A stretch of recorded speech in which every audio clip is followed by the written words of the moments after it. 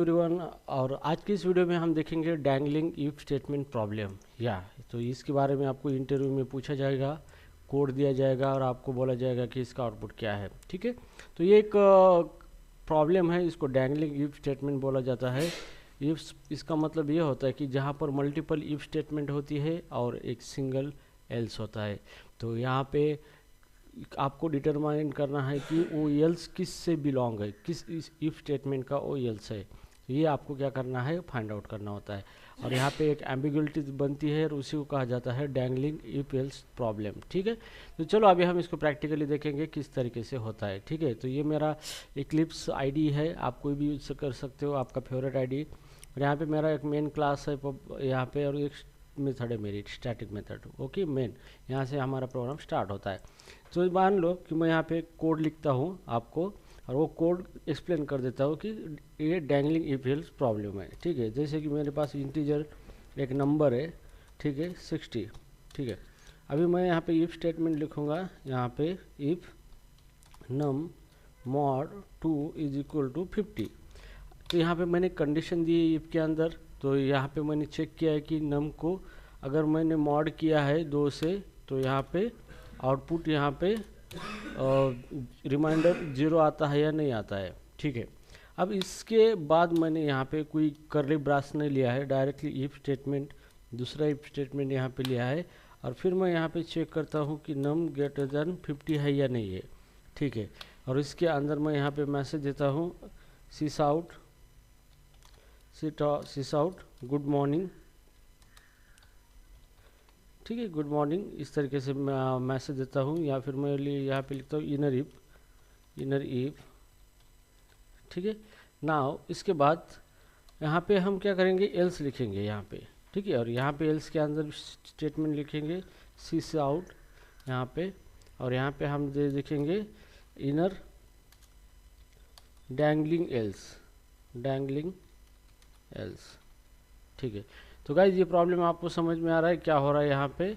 तो इस तरीके का कोड हमने यहाँ पे बनाया है, तो मैं आपको दिखाऊंगा ये किस तरीके का प्रॉब्लम है। ठीक है, तो यहाँ पे देखो, हमने इफ यूज़ किया है, पहला इफ, उसके अंदर ये दूसरा इफ है।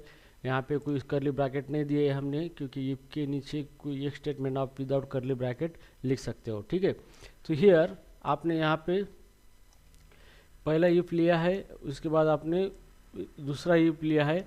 अभी यहाँ पे मज़ा तो तब है जब ये एल्स किसका है, ये एल्स ये इफ का है या फिर इस इफ का है। तो इस तरीके का जो भी प्रॉब्लम होता है इसी को कहा जाता है dangling of if else problem. तो यहाँ पे एक एम्बिगुइटी बनती है, मतलब यहाँ पे एक सोचने वाली बात है कि ये एल्स किसका होगा, ये इफ वाले का होगा या फिर ये इफ वाले का। तो इस तरह का प्रॉब्लम आपको दिया जाता है इंटरव्यू में, और आपको इसके बारे में सॉल्यूशन भी पूछे जाते हैं यहाँ पे। ठीक है, तो यहाँ पे इसका आंसर ये है कि यहाँ पे जो यहाँ पे आंसर ये है कि ये जो एल्स है वो किसका होता है, उसके नियरेस्ट इफ कौन सा है, तो उसका वो एल्स ऑलवेज होता है। तो ये एल्स किससे बिलोंग हो, इस इफ से बिलोंग है, लाइन नंबर 7 से। क्यों, क्योंकि एल्स जो होता है आग उसके ऊपर कितने भी इफ लगाए आपने, लेकिन वो एल्स किसका होता है, उसके अबो जो इफ है उसके नियरेस्ट इफ का एल्स होता है। तो इसका मतलब ये इफ एल्स है और ये किसके अंदर है, ये इस इफ के अंदर है। ठीक है, तो चलो अभी हम इस प्रोग्राम को रन करके देखेंगे यहाँ पे क्या होता है। तो ठीक है, तो सबसे पहले मैं इसको रन करूँगा, यहाँ पे कंसोल को क्लियर करेंगे और यहाँ पे रन जावा एप्लीकेशन। तो आउटपुट आ चुका है इनर इफ। ठीक है, तो यहाँ पे क्या हुआ है, यहाँ पे इफ लिखा है हमने। ठीक है, इफ के अंदर कंडीशन दी है, कंडीशन ट्रू हो गई, फिर अंदर आया, अंदर इफ जो है अंदर इफ की कंडीशन भी ट्रू हो गई और आउटपुट ये आ गया। ठीक है, अभी हमें ये सोचना है यहाँ पे कंडीशन हम क्या करेंगे, दूसरी दे देंगे, लेस देन। ओके, तो यहाँ पे अभी क्या होगा कि ये तो कंडीशन ट्रू है और उसके बाद ये कंडीशन फॉल्स है, तो ये इफ रन होता है या नहीं होता है। ठीक है, तो इसको राइट बटन क्लिक करेंगे यहाँ पे, और यहाँ पे रन एज जावा प्रोग्राम करेंगे। तो यहाँ पे एल्स रन हुआ है, डैंगलिंग एल्स, मतलब यहाँ पे ये कंडीशन इफ अगर फेल होता है तो एल्स ये रन हो चुका है। इसका मतलब क्या है कि ये जो एल्स है ये इस इफ का है। ओके, अगर चलो यहाँ पे कंडीशन ही हम ऊपर वाली कंडीशन ही बैठ देते हैं, तो अभी क्या करेंगे, मतलब मतलब यहाँ पे फॉल्स कंडीशन दिया हमें, तो इफ के बाद यहाँ पे एल्स आता रन होता है या नहीं होता है हम देखेंगे यहाँ पे, ठीक है। तो कवरेज जावा एप्लीकेशन यहाँ पे, और यहाँ पे कुछ भी आउटपुट नहीं आया है, मतलब अगर ये एल्स अगर इस इफ का होता तो एल्स वाला ज़रूर रन होता, लेकिन नहीं हुआ है। तो इसका मतलब इस तरीके का जो भी प्रॉब्लम होता है जहाँ पे एक एल्स होता है और मल्टीपल इफ होते हैं, तो वो जो एल्स है वो बिलोंग टू उसके नियरेस्ट इफ का होता है, ठीक है। तो इस केस में क्या होगा, अगर ये कंडीशन मैंने ट्रू कर दी, ओके, अंदर चला जाएगा, और इफ़ की कंडीशन फॉल्स कर दी मैंने, तो इसका एल्स ये रन हो जाएगा ये, ठीक है। तो चलो रन करते हैं इसको फिर से, run as Java application run कर दिया, और यहाँ पे आया है डैंगलिंग इफ एल्स, ठीक है। तो guys I hope you understand this problem, ये इंपॉर्टेंट प्रॉब्लम है आपके जावा के इंटरव्यू में और कोडिंग करते समय, ठीक है।